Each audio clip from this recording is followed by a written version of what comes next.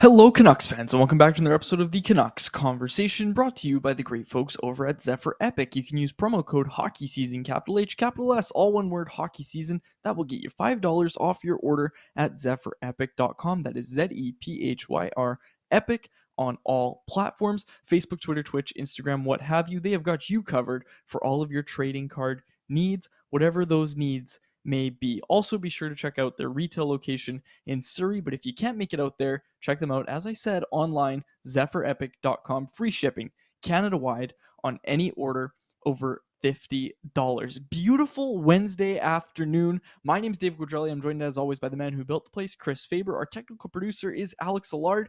And folks, we're here to talk about a couple sports today. Obviously, we're going to talk about the Canucks. We'll start there. But Chris, I told you I really want to talk about the World Baseball Classic. We'll get to it. Let's start with the Vancouver Canucks. Tuesday night, the loss to the Vegas Golden Knights. Yeah, right. You're not getting through the intro that quick. 30 seconds of dog. How's the dog? You weren't here yesterday. We did a no 30 seconds of dog segment. A lot of people really enjoyed the no 30 seconds of dog segment. That's You're what the chat said. forcing me to do it. I don't want to do it anymore. There's nothing changed. He's doing well. He's doing great. Let's go. Here's the thing. If I build a graphic, that segment is going to be running, baby. All right. No, hold on a second, Alex. Put the tank away for a second. I had this thought, and I wanted to get your opinion on it and the people in the chat as well. By the way, shout out Sam Wilson. Beautiful weather in Nanaimo, says there in the chat. Good people in Nanaimo. Good weather in Nanaimo. That's good stuff. Here's my question, Quads. When you were growing up as a child, as an adolescent, a youth, was your family the type of family that drank milk like at dinner? Like, was that a very typical thing? Because I was thinking about this today. I had milk with my lunch today. I had some rice and leftover chicken that I had, sliced it up, a little teriyaki sauce. It was excellent. Topped it off, a little tzatziki sauce. There was a lot of flavors going on there. But I had a glass of milk with it. And I don't typically have like a glass of milk anymore, but as a child, we had milk every dinner. Like, you had to have a good cup of milk every dinner. No matter what it was, you had milk with dinner. Was your family similar to that? I was the only one, and I still am the only one that drinks milk with dinner. Like, I could just drink a nice glass of milk. No one else in my family does. Like, no one really, I like it. Like, if I have anything even somewhat spicy, it's perfect. It's delicious. I love a good glass of milk. I love milk. Okay, clip that. I think I had a glass today. I haven't had one in so long, but when I was real sick the first couple of days of COVID there, okay, like, well, what's our policy on this show? Honesty. So I'm going to be honest. I ate 2 full cakes in 2 days in the first 2 days of COVID. Like, we had to DoorDash the order. So I DoorDashed, shout out DoorDash or whoever, whatever, DoorDash, our friend, our old friends there. But I got the order sent over here, and it was like cake icing, or frosting, I think they call it, as well as a big 4-liter of milk. And I put them down. I put down 2 cakes in like 2 days at the start of COVID. And my fiance was getting pretty worried about me at that point. And that was pretty early into things. I wonder why it took you so long to recover. That's so strange. Hey, I was eating vegetables and fruits and all that stuff too. I got all that in the order there. We did a big Walmart order because we couldn't leave the house, obviously. Hey, the cakes got me through the first couple days. That's all I'm going to say. Okay. Okay. That's great. Let's move right past that. Let's go to. All right, you probably caught it. Or do you got more? You probably caught it in Walmart getting the fruit. No. And then suffered eating all that cake. No. That's not what happened. I ordered everything. I ordered from the app. All the stuff came in here. I tell you what, I went out on the Friday night before I got COVID.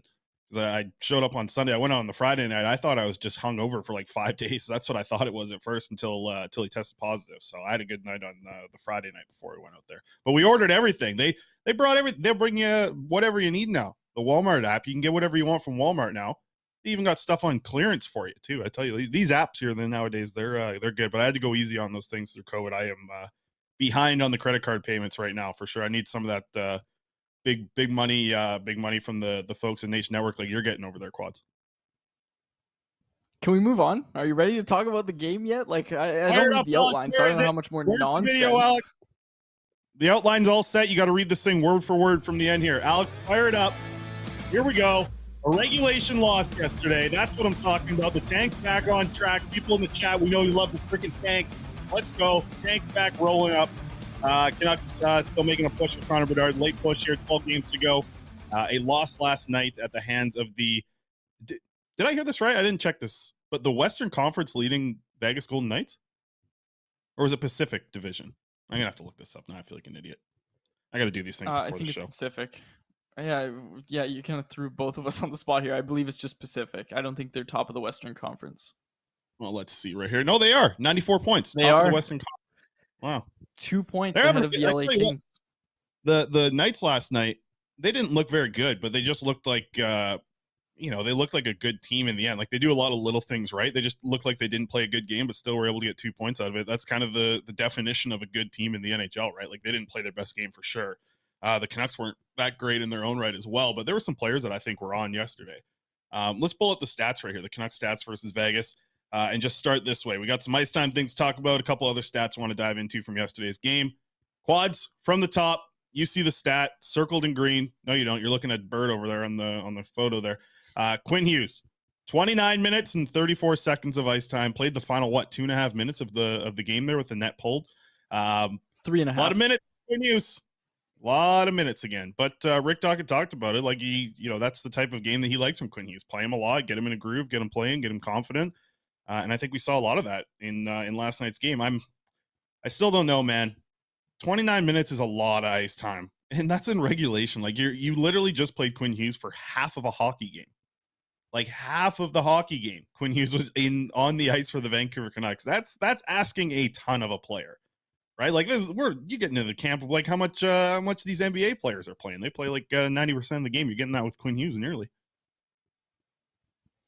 I don't like it. Like we've talked about it, Chris. How many times have we talked about the ice time? And Cody Severson in his stanchies that he wrote last night, fantastic little blurb on this. It just doesn't make sense. Like, and I don't want to just get rid of any counter argument to this, but the main counter argument is, well, of course they're going to try to win.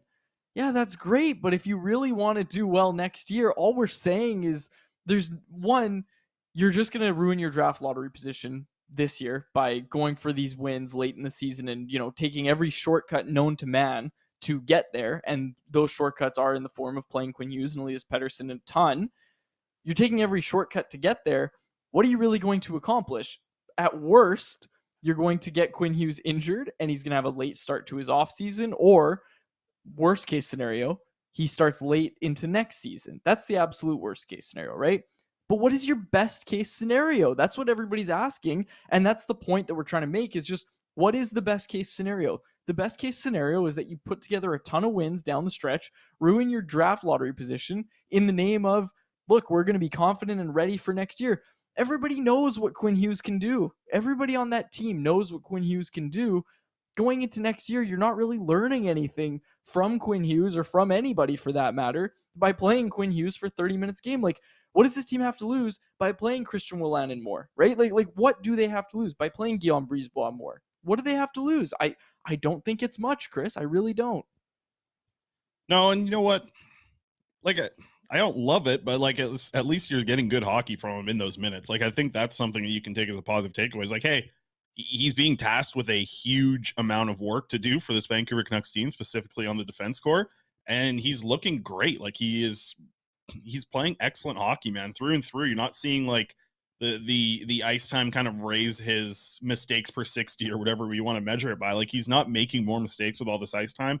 I'm with you though. Like, I feel like the worries outweigh the excitement at this point with how many minutes Quinn Hughes is playing. And that's just where I'm at with it, right? Listen, we're not coaches. We're just bystanders watching the game every single night and dealing with this organization. But I mean, like, 29 minutes, it's consistently there. It's around that time a lot. We've seen him over 30 at certain times this season. It's a lot to ask of Quinn Hughes. And I just think at this point in the season, the way the season's gone, yeah, I'm with you. I don't think you need to rely on it that much. But you look at the next left shot defenseman, right? Like, you got to go down the list pretty far. Like, Christian Wolanin ends up coming in at 14:33, Brisebois at 15:45. They rotated 3 different defense pairings with Quinn Hughes at the end of the game there. Like, they just rolled 3 other guys going out there with, I think Landon got the start, Myers was out there, Burrows earlier before the net was pulled. Like, they're just keeping him on the ice and rolling guys around him. It's kind of a wild thing to watch, and this is where you don't want the wins to come from, right? You don't want the wins to come from a 30-minute a night Quinn Hughes, because I'm sorry, that's not sustainable for any NHL player. Like, you can't be playing 29 minutes a night for an 82-game season and expect to be healthy and at your best for all 82 games. That's just not possible, man. I can't see that happening. The ice time thing off the top there. Let's get to the other ice time thing I wanted to dive into with Andrei Kuzmenko. Can we get the Kuzmenko JPAT tweet up here, Alex? Let's see this thing real quick here. So Jeff Patterson, rink wide, he tweeted this out last night. Kuzmenko's last shift came with 12 minutes remaining in the game. As we saw in the stats earlier there, Kuzmenko played just 11 and a half minutes last night. What do you think about Kuzmenko not seeing any ice time late in the game, especially when you had, Phil DiGiuseppe on the ice for the empty net? Like, when they pulled the goalie, Phil DiGiuseppe was kind of the 6th player out there with that group. I found that really interesting, and to see Kuzmenko not get a shift in the final 12 minutes, yeah, it's wild, because I think when you're down by 1, especially with like I get that if he made some defensive errors or whatever it was that Rick Tocchet ended up sitting him for the final 12 minutes, whatever it may be, I get it. But at the same time, it's like, Kuzmenko's one of the best 6 players you want to have on the ice to try and score a goal. And if this team is legitimately trying to win games, like I think we all think they are, the players will tell you that every single time. But you got to get Kuzmenko out there at some point, man, especially in a 1-goal game when you're trailing by 1. Like, give him the ice time. He's one of your best goal scorers on his team. He's, a 30-goal scorer this year. It was a little shocking to not see him out there for the last 12 minutes. I was wondering if like something was bugging him or something, because I think in that type of game, you got to give him some minutes late in the game. Yeah, absolutely. And the thing is, Chris, like, let's be honest here. This team, they've talked about the extended training camp, right? And Tocchet's talked a lot about setting the standard and the culture and all that sort of stuff. And one thing he's talked about is, if you make mistakes, you're not just going to get a free pass no matter who you are. And there were a few last night where I was watching the game, and now I think I just watch it a lot closer because I want to know when these guys are making mistakes. There were a few times when Kuzmenko just didn't get in on the forecheck. Like, he clearly slowed down, and he was supposed to be F1 and he didn't go in. Like, he didn't go in, or he glided in, and maybe he's tired at the end of a shift. I get it, but I know that that's one of those non-negotiables that Rick Tocchet has spoken about. So to me, it didn't really surprise me, because I saw it and I said, okay, I wonder if Tocchet saw that, and clearly he did. And, I have to think that that's what led to the benching. Now, is that the right decision? I don't know. Like, I can't come out here and say this team shouldn't be worried about wins and losses, but they should be trying to, set the standard. They should be getting ready for next season, this extended training camp. We both like the idea of that. So where does it start and where does it end, right? Because I think it shouldn't include playing Quinn Hughes for 30 minutes. I disagree with that. But I also think if you're trying to set some sort of standard where guys have to do certain things, and you have these non-negotiables, as you like to call them, right? You have to stay true to them. Like, you can't just apply it to some guys and not to others. So it didn't really surprise me, to be honest with you. It didn't surprise me to see Kuzmenko get the bench, because I noticed he had that mistake, and I just saw it, and I said, something's going to happen there. Like, that's not going to go unnoticed. So the ice time becomes a gray area then, because it's not really black and white with how, if you want to stick to the structure and do everything right, the structure probably shouldn't include 29 minutes of Quinn Hughes, right? The structure also should include, like you mentioned, being in on the forecheck, being in your spot. So it's a little bit of a gray area, because like, one thing I think abides by the structure and how you want to get things going for next season and this whole training camp extended thing here into this year. But then the other thing about Quinn Hughes having all the ice time that he gets, that's completely opposite of that. Like, you can't, I don't think that can be part of the structure moving forward, to play him 29 minutes a night. So I think it's a gray area here where, yes, one thing was a negative and one thing was a positive, but you kind of have to be in the same ballpark with that. And it didn't feel like it was that way. I love the people in the chat right now, by the way. The anti-tank missile, Andrei Kuzmenko should have been out. Like, if you wanted to win, he probably would have, at least given you the best opportunity for that. So yeah, maybe a little bit of a sly tank move there to not put out Andrei Kuzmenko late in the game. Aside from the ice time, JT Miller found the back of the net twice. Once, it was a shorthanded penalty shot, right? That's the deal there. That's what happened. Okay, not good for the podcast listeners Yes. when you nod. Okay. Yes. But Sorry. so he picks up 2 goals in the game. Obviously one on the penalty shot, scored another goal early as well. A couple, good night for him. And you've seen a lot of this on social, right? JT Miller getting a lot of praise. And I think there's even people arguing about him and Bo Horvat, who you'd like on the next contract, all that stuff. Here's what I'll say about JT Miller, my thoughts on it. I do think that he deserves a lot of the praise that he's getting online right now because he's playing pretty damn well and limiting his mistakes quite a bit, right? Like he's got 15 points over his last 9 games.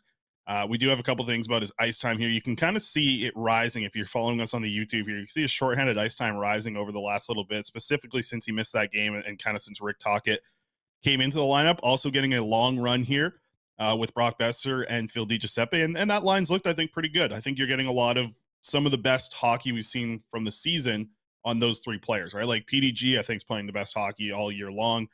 Something similar with Mikheyev. Not Mikheyev, sorry, with Brock Besser. Like these players are starting to play some of the best hockey this season, and JT Miller's starting to roll, man. Like I said, 15 points over his last 9 games. I think he deserves a lot of the praise that he's getting right now. The other thing is, and you'll read this if you read the stats, he was in a matchup role last night, and he had those results. So you're very impressed by that. You're very impressed by him being in a matchup role and finding these results because, hey, like, let's be honest here. Full credit to JT Miller. If this was Elias Pettersson that did it, right? If he was playing in a matchup role and he had a game like JT Miller had last night, 3 points for, all 3 Canucks goals. If Elias Pettersson did that, we'd be talking about it. It'd be the whole topic of the show today. I got to go let out Bert, so I'll be right back again, but keep that conversation going. Okay, I do have somebody in the chat here. Karan wants to ask about the graphic here. So the first thing on the graphic, by the way, this is all from Hockey Viz, the good folks over there. Micah does a great job. Follow him at Ineffective Math on Twitter. The top one here is the line mates that he's played with, ice time with each player. So you can kind of see the last little bit here. Lots of time with Brock Besser and Phil DiGiuseppe. The middle one there is ice time. It's a combination of shorthanded ice time, which is in orange. Blue is the even strength, and red is the power play time. So you kind of get that there, as well as the points in the bottom there, just kind of showing everything for everybody on the YouTube following along. And aside from that, I think with JT Miller, it's not necessarily like his game's completely changed, but I think he's just getting back to that point where he was doing a lot of things right, like he was last season, right? Like he is going, if he continues to play like this, and I think this is a big ask because he's playing very good hockey of late. And if he continues to play like this, it is going to be very beneficial for the Canucks to have him for the next few seasons, right? Like the long-term effects of this contract are definitely going to be something. But from what we've seen over the last little bit, if this is the JT Miller who's going to be playing 2C for your team, you are feeling pretty damn good about that situation. I just don't know if this is a sustainable thing. I think under Rick Tocchet, like Tocchet feels like a coach that's going to be able to not necessarily handle JT Miller, but at least be able to get him to the point where you're getting the best out of him. So at least that's what we're kind of hoping for at this point. I do want to bring up 2 other names too, because I did think that, yeah, JT Miller was great last night. Obviously picked up the 2 goals, was very effective, continues to just like create offense from the shorthanded unit, which has been very shocking to see. I think he's leading the league right now in shorthanded goals. But Vasily Podkolzin is a name I want to mention as well. I thought he had a really good game last night. You're starting to see kind of the chemistry, and we've mentioned this in the past, the chemistry between Podkolzin and Kravtsov. It's there. It was almost immediately there. They've obviously played together back in the World Juniors, and to get right back into the lineup together at the NHL level, I think they've showed it pretty well. Podkolzin seems to be a player who's really just driving a lot of that line, right? Like Podkolzin making the little passes, being strong on the forecheck, doing a lot of things right. I get excited about, right? Obviously. And the points still haven't come. They weren't even really coming in the AHL as much as you kind of would hope for with him going down there for that stint. But Podkolzin's looking, I just think, really good as kind of a guy who drives not necessarily the play, but drives the energy on a line. And he's really doing that in the situation that he's in right now with Sheldon Dries and Vitaly Kravtsov. So we'll have to see if the lines get a little bit swapped around to give Podkolzin a better opportunity, maybe start the game with a JT Miller or Elias Pettersson. But for now, he is absolutely driving that line of him, Sheldon Dries, and Kravtsov. Okay, now I was impressed with both Kravtsov and Podkolzin, and someone in the chat as well brought it up earlier, the double shift with Elias Pettersson. Like Elias Pettersson got a shift with these guys. I don't like that the ice time's low for both of them, but I'm not going to sit here and complain because I think just from what I saw, I noticed those guys a lot in the third period. Now, I hope that results in some more ice time. But you just mentioned it, the play driving by Podkolzin. Like I said, I also thought Kravtsov was really good, Chris. And we brought it up I brought it up 2 shows ago about a line I'd like to see. Give that trio with Elias Pettersson in the middle, give them a run. Like, give them a run. I really liked Kravtsov and Podkolzin last night, and it's interesting because I can't remember where I saw it, not sure what it was a reply to, but someone was projecting what they think the Canucks forward group will look like. Actually, I know exactly where it was. It was on Twitter. Someone replied to the article that Stefan Roger wrote for Canucks Army about what does retooling the Canucks forward group actually look like. And they basically had a third line of Podkolzin, Barbashev, and Kravtsov. Okay. And they basically said the Canucks need this to hit. They need to offload Garland. They need to offload Besser, hopefully for value. And then they'll have Mikheyev back. He'll play with JT Miller. You've got Kuzmenko playing with Elias Pettersson. Obviously, Anthony Beauvillier as well. Now, what I found most interesting about this, Chris, was the idea that Kravtsov and Podkolzin both hit as third line wingers, right? And like, how many times have we talked about, okay, you look at this team, you look at their commitments for next season. Is there a place for Vitaly Kravtsov on this team? Because he hasn't done anything right now. I don't think he hasn't done it yet where if you're trying to make the playoffs right from the get-go that you say, yeah, this guy could play on our third line, of course. I don't think that's the case. I don't think that's the case just yet. I think he needs to have a little bit more development. And if he's not going to go to the AHL, if that much is clear, we don't know for sure if it is. We're just assuming to some extent. But if you want Podkolzin and Kravtsov in the NHL being consistent NHL contributors for you, they need to play. Like, they need to play at the NHL level. And what better time than in these quote unquote meaningless games, right? Like, what better time to do that? You're not going to want to do that. You're going to do it in training camp, sure. But if this is supposed to be an extended training camp, I don't know why you're not doing it right now, because those guys are showing really well. Like I said, they got more in the third period, more noticeable. Maybe that translates to more ice time moving forward here, but I really like both of their games. Yeah, and I see the chat going back and forth. Karan and Jesse chatting about Kravtsov. And like, yeah, Kravtsov, I think, came in, had a nice little hot start. But I don't think he's played that great of lately either. I'm kind of in agreement with, they're back and forth here, Jesse and Karan, so fast in the chat. One of them said it. But I think like Kravtsov has looked fine, but it's like if you can get him to the next level, then you're talking about him being an effective third line winger, because there's going to be a lot of battle for that spot. You want to be a top 9 winger on this Vancouver Canucks team, specifically if they end up bringing in a center next year to play on the third line there. There's going to be a lot of competition, man. Kravtsov's going to be battling against, Niels Höglander and Connor Garland and even Dakota Joshua. Like, Rick Tocchet seems to like him when he's on his game. It'll be very interesting to see what happens with Kravtsov, but I haven't been like, I really want him to succeed. He's a high pedigree player, high draft pick, has a good relationship with Vasily Podkolzin. They could seriously be a winger combination that's together for a long time. I just haven't seen enough of Kravtsov to get really excited yet. I think that's the best way to put it.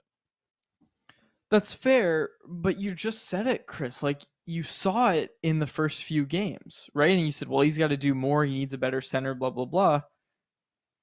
Do it then. Like, get him back to that. Get him back to playing with that confidence that we saw in the first couple games, right? Like, give him the opportunities. Give it to him. Like, it doesn't need to be, and same with Podkolzin, exact same thing with Podkolzin. He's a guy that's really hard on himself, obviously. Give him a chance to make his mistakes. Give him a chance to log big minutes, basically regardless of results. And I know the answer to that is going to be, well, they're trying to set a standard and all that. I get that. But you also need to have somewhat of an eye on the future as well, right? And those guys aren't going to slack. They're not going to have a low work ethic, right? And that seems to be Tocchet's biggest gripe with anybody, is if you're not trying hard. And those two guys have great attitudes and great motors. The attitude thing comes from Tocchet himself. It's not just me guessing. Like Tocchet said, Kravtsov has a really good attitude. We've already heard enough about Podkolzin to know that that's the case with him as well. Like, give these guys a chance. Give them a chance to make mistakes regardless of results. Give them a run regardless of results and see how it goes. Like, at least find out what you have in this guy. When I'm talking about Kravtsov here, at least find out what you have in him before you go into next season with a giant question mark and say, maybe he can be our third line winger. Maybe. Yeah, I wouldn't want to see, and Karan has a basically exactly what I was about to say there, a good comment. Like, you're not rolling into next season with Phil DiGiuseppe in your top 6. I could almost guarantee that he's not going to be a left wing in your top 6 going into next season. But I can't guarantee that Podkolzin won't be there, right? Like, that's why I think you need to give him the opportunity to play with JT Miller or whoever it may be, or even like, like there's a better chance in my eyes of like Aiden McDonough playing in the top 6 to start next year than Phil DiGiuseppe. Like, I think he's been an effective NHLer, and I think he'll be a guy that Rick Tocchet will like to use maybe in a 4th line role going into next season, maybe even a 3rd line role. But yeah, the eye on the future thing, like Commander Vander just said, you have an opportunity here with these 12 games to do that, not necessarily just with the forward group, but we also touched on it with Quinn Hughes, right? Like, let Christian Wolanin roll a little bit. Guy doesn't have a contract for next year. You want to see what you got here. Here's the thing, Chris. When it comes to PDG, right? Like, I'd say, friend of the show. I think I'm the founding member of the PDG fan club, right? I love the opportunity he's getting, but you know what you have in him, right? Like, if you're the Canucks, you know what you have in him. If you're Rick Tocchet, you know what you have in him, and you really like it. You really like it. And I get to some extent that you want to reward a guy, but you also have PDG for next year where you know that if you need him to, he can play in a top 6 role. If you put him with Sheldon Dries for the rest of the season, or 3rd line, bottom 6, whatever, if you put him there for the rest of the season, he's not going to go into the offseason and say, well, I wasn't rewarded for my good play. I did everything the coach asked of me, and I was put in a bottom 6 role. This is ridiculous. I've forgotten how to play a top 6 role. And then next year, when you ask him to do the same thing, he's not going to forget. Like, that's not going to happen. You know what you have in him. You know what you have in him, and you don't know what you have in Podkolzin and Kravtsov. You really don't. You really don't know if you're the Canucks. And that's the thing with DiGiuseppe. Like, think about how long it took him to get a shot with the Vancouver Canucks. Like, he rolled in outs for the full season, and then didn't really get an opportunity until this year, right? Like, it's nice to see PDG in the lineup and getting this opportunity, but I think where he's going to top out at. You don't know where Podkolzin is going to top out at. Somebody asked about why does Kuzmenko only do wraparounds? Jesse asked this in the chat. He scored a lot of wraparounds in the KHL. I think it's going to take more than a year for him to kind of try and shake that, but I don't think he scored a wraparound this year in the NHL. He scored a lot in the KHL last year, though. Wraparounds are more and more increasingly rare with RVHs, and we're seeing a lot of this with the post-integration play of the modern NHL. You're seeing a lot less. Wraparounds. But if there's anybody doing it against, I guess it's Jonathan Quick. Even though he's technically the guy who kind of started the RVH, he's a little sloppy sometimes with his post play. Right, but not to knock Jonathan Quick.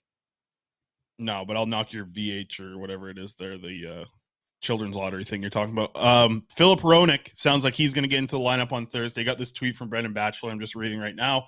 Batch tweeted out that Rick Tocchet says there's a good chance Philip Hronek will make his Canucks debut tomorrow. So tomorrow, the Canucks are facing off against the San Jose Sharks. Nice little team for you to make your debut at, especially if you're a defenseman. Just kind of stay away from Erik Karlsson, I guess. Hopping into the lineup here, who does he play with? Like at this point, like we had all these. We've had a lot of talk about, what's the second pairing look like next season with Philip Hronek here. Who's he play with this year? Like he skated on the left side in practice yesterday. Would they go with 4 right shot defensemen? Is Breezeball the guy that comes out? Right? Like, think about it. Would they put him with Tyler Myers? Could that be a thing? Quads? What do you think? Who's he going to play with tomorrow? I mean, the easy answer is what? Christian Wolanin? Is that the easy answer? Because I'm not even sure if there's an easy answer here. Who is he going to play with tomorrow? Isn't Quinn Hughes the easy answer? Don't you want your new acquisition to look don't you want your new acquisition to look really good down the stretch? Right? Like, don't you want him to look? Are you going to bring in Philip Hronek and be like, yeah, bud, here, go play 29 minutes. Welcome back. Here you go. Here's 29 minutes ice time with Quinn Hughes. Like, that's a lot to ask, too. I think I don't think you started with Quinn Hughes. I think you'll see some ice time with Hughes, even in tomorrow's game. Hang on a sec, because I was just about to say to you, there's not 2 defensemen on the Canucks that have been logging ice time like Quinn Hughes. It's been a run of different guys playing with Quinn Hughes. Quinn Hughes is always on the ice. He's on the ice for half the game. Nobody else, his partner, whether it's Hronek, whether it's Bear, whoever it is, that guy's not logging 30 minutes as well. Hronek logging 23 minutes playing with Hughes? Yeah, I can absolutely see that, Chris. And I got to be honest with you, I think that's the move. Like, I think that's the move for the Canucks. They want to make their acquisition look really good. A lot of fans haven't really seen Hronek play or really keyed in on him when they were playing against Detroit, because why would you ever think the Canucks would go out and acquire this guy? But now they have. So now Canucks fans are itching to get a look at him. You definitely don't want him having bad highlights, right? Like, I guess those are called low lights, but you don't want to see a lot of gifs going around if you're the Canucks of him having defensive gaffes or whatever. And people saying, we gave up a first and a second for this guy, not feeling great heading into next season. No, you want him playing really well. You want him putting up good numbers alongside Quinn Hughes. You want him quarterbacking your second power play unit to results. You want to see him finding success in that role. If you're the Canucks, you really want to make this acquisition look good. So I'd say play him with Quinn Hughes. I think that's what they're going to do. I think long term, I think going into next season, you want to have them split up and be able to load up that first pair if you need to. But I think tomorrow you go right with Hughes. Like, it's your two top defensemen playing together. I think that's what you go with. Do you think that's what they do, or that's what you want to see? I think that's what they do. I think that's what they do, and I think that's what I want to see. I don't think they do it, and that's all. I disagree with both your things. I don't think they're going to do it, and I don't think that's what I want to see.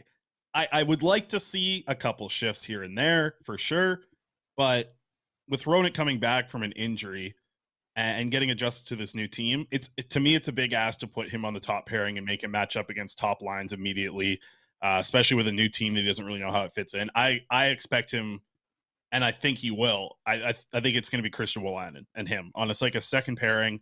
Wolanin's a guy that I think they like, at least not necessarily the upside for a top four, but the upside of, like, in a pinch top 4 minutes for Wolanin. And this is a good opportunity to see that, and a good opportunity for him to see to play with a very good defenseman, and what we hope to see here from Filip Hronek, right? Like, that's what the expectation is. I think that's what we're going to see tomorrow, and that's what I would like to see tomorrow, is for it to be Christian Wolanin and Filip Hronek tomorrow in their game. So that's what I think we're going to roll with tomorrow.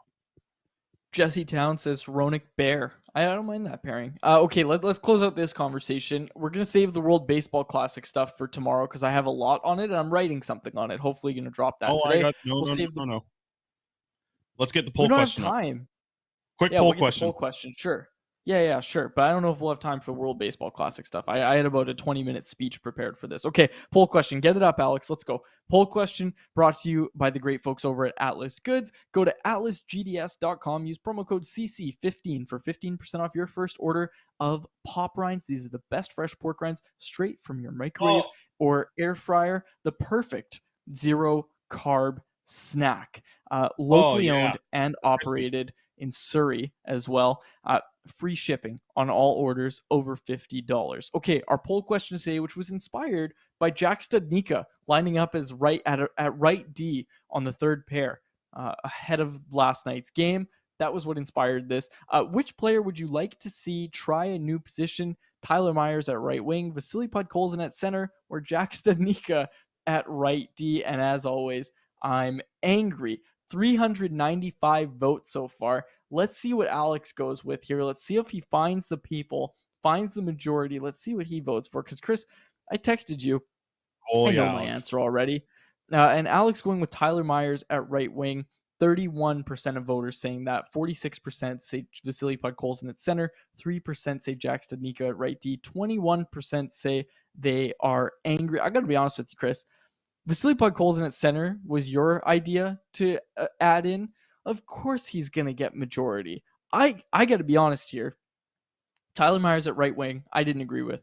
I think Tyler Myers is this team's defensively minded center that they really need, okay? You need to have him net front. Jesse Town already pointed that out in the chat. You need to have him at net front. You need to have him going in the forecheck. But also, Chris, I want Tyler Myers helping with the breakout. I want him as the low forward when you're in the defensive zone. I want Tyler Myers being that defensively minded center. Now, I also like the idea of him helping to wheel out the puck because let's be honest, he's a good skater. He's a really good skater. Now, especially for his size, really good skater. Maybe not the quickest first step. Like the acceleration is probably the biggest knock against Myers' game. But once he's going, Chris. So I like him at center. I would rather see Tyler Myers at center, teach him how to take faceoffs, put him at center. I don't like him at right wing. I like him at center. Okay, Alex, why did you vote for Tyler Myers at right wing? Because I feel like it's just chaos. That's what Alex loves over there. Alex, why'd you do that? No, it's what Jesse's saying there. The situation is not mentioned in this poll, so there's a bit of a flaw here. I'm thinking Tyler Myers at right wing on the power play. I grew up in Zdeno Chara days in Ottawa. He was in front of the net on the power play. In Ottawa, it was tried many times. So I don't like any of the other options there. So I kind of galaxy brained it a bit and thought, well, I'd put Tyler Myers on the power play at right. He could line up at right wing. He's not going to take the face off. The face off's on the left side of the ice. He's already in front of the net. He barely has to go anywhere. That's the mindset there. Okay, fair enough. Here's the thing: you guys both, Quads, you and Alex, both galaxy brain this, because all the question is which player would you love to see try a new position? I would love to see Tyler Myers play in the wing. He would get my vote. Like, who would I legitimately want to see try and make the transition to the position that we mentioned here? It's Podkolzin. It's easy. But, like, which one would I love to see? Like, in the final 12 games of this season or something? Hell yeah, I'd like to see Tyler Myers play forward. That'd be awesome. That would be, I don't know how many stories you'd have up, how many you'd have a shift by shift. Each shift would get an article at Canucks Army from you, Quads, watching Tyler Myers play forward. I would love to see that. That would take my vote here if we were just, like, trying to, have fun and just love it. Like, that would be who I'd be going with. But if you're legitimately talking about a future, man, if Vasily Podkolzin could convert to that 3C the way he's playing right now and drive and play, holy hell, sign me the F up, dude. I am down for that if it happens. And it is something I'm going to poke around at as the season kind of concludes here, just with some people in the development team and some folks on the Canucks I can talk to. I'm going to see if there is thought process there, because, man, it would be huge. And he plays such a way that makes sense for him to be a center. Like, it really does. And the way that he's playing right now and playing so well, if he was doing all that at center, you could look at a line of, like, Kravtsov, Höglander, Podkolzin. Like, dude, come on. Sign me the F up again, like I just said. In which league would that line play in? Hey, watch it. They're not going. Kravtsov's not going to the AHL. He's not going there. Podkolzin took some face-offs in the A. I was about to ask you this. So Kravtsov has played center before. Like, he has actually played center, has he not? No, he hasn't played center. Yes, he has. You keep talking. I'm finding this. He for sure has. No, he didn't play center in the KHL. He didn't play center in the NHL. He didn't play in the AHL. So, like, I think he played in the AHL. He's not a fan of it. No, he didn't play any center anywhere. I don't know why you're looking this up. I looked it up this morning. He took like 12 faceoffs in like however many years he's in the KHL. So unless he's just like a center who doesn't take faceoffs, which I've never heard of. What about Elise Pettersson? Okay, we're not starting this. You're probably right. I'll trust your judgment on this. Okay, so I agree with you. Yes, Vasily Podkolzin as center would be best. Odds and ends. We are going to do the McDavid. I want to play the clip, because if we play it tomorrow, a million people already saw it already with your World Baseball thing. Okay. Odds and ends. Quickly, I'm going to get my stuff in here before we set you up for your baseball thing. Abbotsford Canucks in action tonight in Bakersfield. I'm curious to see if Spencer Martin or Archer Seelovs gets to start tonight, and I think tonight's starter will be an indication of who we're going to see start in the AHL playoffs. I'm going to put that out there right now, so we'll have something to talk about tomorrow, because this is like a one and done middle of the week game before the weekend comes and they have back-to-backs. So this game to me is a big judge of who they're looking at to kind of rock into the AHL playoffs with. It could be Spencer Martin, man. It's not set in stone that it's Archer Seelovs yet, but he's been excellent for them, but so's Martin of late. So I think tonight's going to be very telling for who we see as the goaltender of the AHL playoffs for the Abbotsford Canucks. So I'll say that. Quads, you want to see hockey get the Hockey Baseball Classic. You want it coming back. That's what you want to see. Let's get the clip up here of Connor McDavid.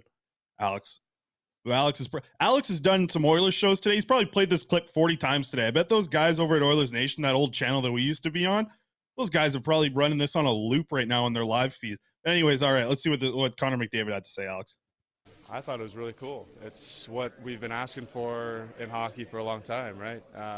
It's best on best. And, look, everyone's talking about baseball. And, did you see, Ohtani versus Trout? And, that's what hockey's been missing for, almost a decade now. So, that's what we've been asking for.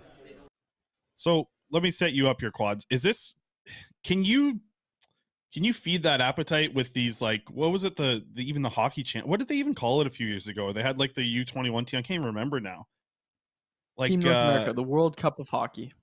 Is that what it's called? The World Cup of Hockey? Is that enough? Because I feel like that didn't like clench or what am I trying to say here? The palate. Quench the thirst. Clench?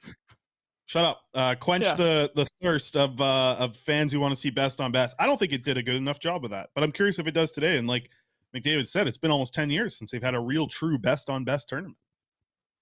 Okay, this is how we're gonna determine if it clenched everybody's thirst, as you said. Hey, watching it. Who won that tournament, Chris?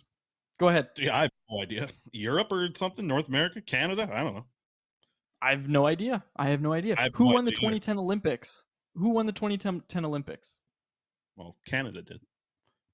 Okay, there's your answer. No, it's not enough. It's not enough to have the World Cup of Hockey. You need to have more. The World Cup of Hockey is a start. Now, this is where it gets really interesting, Chris, and this is what I'm working on. I'm going to try not to race through this. I'll have more on it tomorrow. I'm working on it right now for Canucks Army, talking about it. Now, what I keep coming back to is Major League Baseball is very involved in the World Baseball Classic, right? Like, they're very involved. It's an MLB tournament. Like, it's put on by Major League Baseball. Of course, players, no matter what your league is, are allowed to come participate.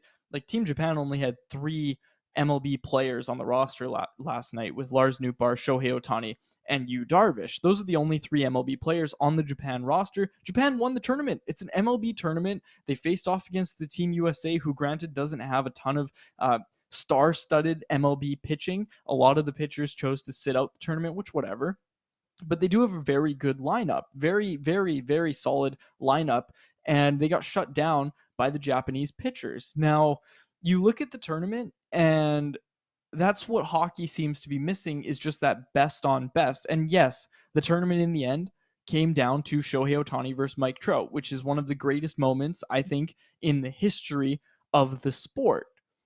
I would say, especially from a Canadian perspective, that Sidney Crosby scoring the golden goal against Team USA is probably the only thing that rivals, in recent years, at least, it's the only thing that rivals. Like, my point is just, there's no Stanley Cup winning moment. There's none of that. Nothing comes even close to say it as in the like moment. Your lifetime. You were born in 2000. That's the Sure. biggest Yeah. moment So in hockey since 2000, right? yeah, I think so. I think so. For the sport of hockey, and if you're, just for the sport of hockey, I think that's the biggest thing. I think there was the most eyes on it.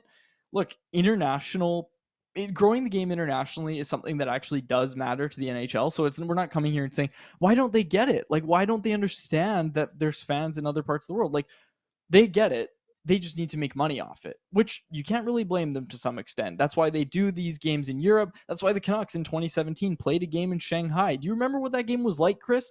Every time there was anything even resembling a hit, the fans went wild seeing the physical contact of the sport of hockey. It was really cool. It was a really cool thing to witness when the Canucks played that game in Shanghai, even though they were absolutely awful. I believe they lost that game 5-2 to the LA Kings, if memory serves correctly.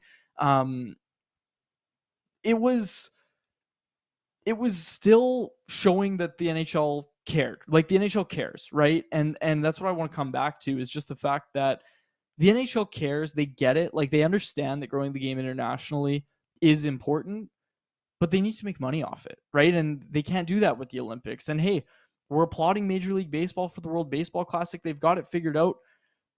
I think the NHL has some work to do with the World Cup of Hockey, because that's what they're going to propose, right? Is, well, that's our way to make money off it, because the World Cup of Hockey obviously is an NHL-run tournament, but it didn't satisfy the same hunger that I think hockey fans around the world have for a best-on-best tournament. It's a start. It's absolutely a start.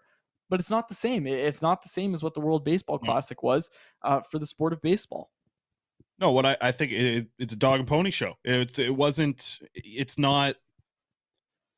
like, it's hard. It feels like more of an all-star game, right? Is that what I kind of felt from the tournament, right? Like, that's how I felt from the World Cup of Hockey tournament. Like, there wasn't the battles that you want to see. It wasn't Sweden finally getting all of its skilled players together, or Russia being able to play. Like, it just wasn't a tournament that I obviously loved. It's one that I think they need to merit us of.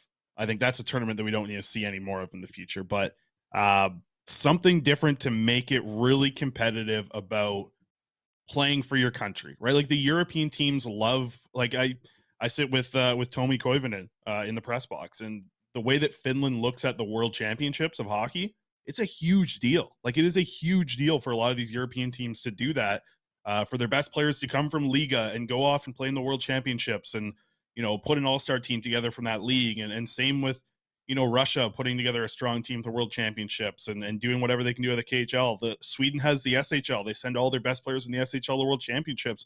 It's a big deal. And for everybody who's like an SHL hockey fan, they're all rooting for Sweden because now they get pretty much an all-star team of that league coming to play together. Same thing for Finland, same thing for Russia. Like, that's what's exciting for the countries that actually care about it. I don't think Canada fully bought in for the World Cup of baseball. World Cup of hockey is what you mean, right? Whatever. I mixed up I say execrate the whole thing. Like, the whole thing, it can be done with it. Bring in something new, bring in something fun, and make it good. At least the thing I'll give props to the World Baseball Hockey Championship Cup, whatever it was a few years ago. At least they tried something with like the Team Europe and the young kids, the young guns team. Yeah, North American young kids. Like, that's an idea. I don't think they executed it perfectly, but yeah, it's fine. I think it's fine. Okay, we'll continue this. We're running over time here. Betway, let's go. Final thing. No, quickly. Jonathan Lekarmaki today makes his return to the lineup a little early, 2 weeks early than what was projected. Plays today, plays on the top line, scores a goal. Jonathan Lekarmaki scores a goal, and how do you score it? Right in front of the net, going to the net hard. Good to see the kid get back in the lineup. He's worked really hard. Last time I talked to him, he's working really hard in the gym to get back for the playoffs. He's done it. He's back in the playoffs with them. So good stuff there from Jonathan Lekarmaki. Betway. Let's go. Betway, here we go. Start the party, baby. Start the arty party. What do we got? We got the Oilers. We got the Coyotes. Leon Draisaitl and Barrett Hayton to score a point. So you need calling it an arty party when you're in that. You need a point from both these players in tonight's game. Leon Draisaitl and Barrett Hayton. I like that. $10 bet is going to return you $21 there if you hit and get a point from both Draisaitl and Hayton in tonight's game. Not a lot of games on the docket tonight, by the way. Tomorrow's a more busy day with the Canucks also in action. And our second bet, the big one, I'm taking the upset here. Coyotes to win and Leon Draisaitl will put up a point. So we're rocking with Draisaitl for some points tonight. And I'm going to go with the upset and say that the Coyotes end up winning this. $10 bet's going to return you $50 on that plus 400 with the Coyotes to win and Leon Draisaitl to score a point. Those are our Betway bets of the day. And I haven't done this in a while because I've snuck some of these words in. But today, in the last 10 minutes here, I just hit 3 words of the day. First word, dog and pony show. Wow. Which is not a word. That's freaking 4 words. Second word, emeritus. Third word, execrate. Got all of them in today. Boom. And I already know tomorrow's word. I use it once a week. So good for you. There we go. And I used those the other days too, but I forgot to bring them up on the show here. And I see. So who was in the chat earlier telling me that I know adolescent? That's not a word of the day for me. That's just a word that I use. Okay. Every time I use a word more than 7 letters, everybody's calling me an idiot. They're thinking I don't know these words. I get it. I see where people are up to. Okay, 19 plus to play over at Betway. If you choose to play, please play responsibly. Okay, we'll wrap it up there. We're running very overtime. I got to go feed my dude. For my co-host Chris Faber and our technical producer Alex Lard, my name is David Quadrelli. Thank you so much for listening to another episode of the Canucks Conversation. I'll wrap it up. Beautiful weather. Beautiful weather.